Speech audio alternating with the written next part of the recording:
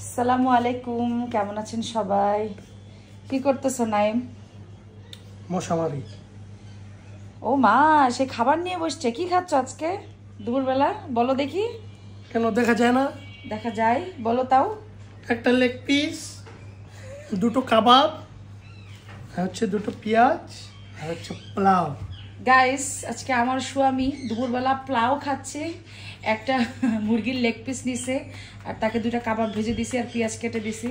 So Chinese সবজি ছিল, সে সেটা মুখেই তুললো না, সে নাকি এটা দিয়েই খাবে, কারণ সে মাংসের সাথে অন্য কোনো জিনিসকে অ্যাডই করতে পছন্দ করে না। তাই না স্বামী? হ্যাঁ। তো একটু তাকান, আপনার সুন্দর চেহারাটা দেখান, একটু খান, খেয়ে দেখেন। হ্যাঁ, খেয়ে দেখেন। না, একটু নলা খাও। আবার গরম দিতে হবে। আচ্ছা, সমস্যা নেই, নলা খাও, এক নলা খাও।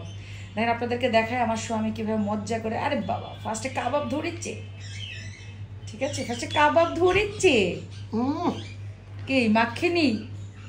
তো যাই হোক, আমার হাজব্যান্ড হচ্ছে পোলাও, তারপর মুরগির মাংস, কাবাব এগুলো খুব পছন্দ করে।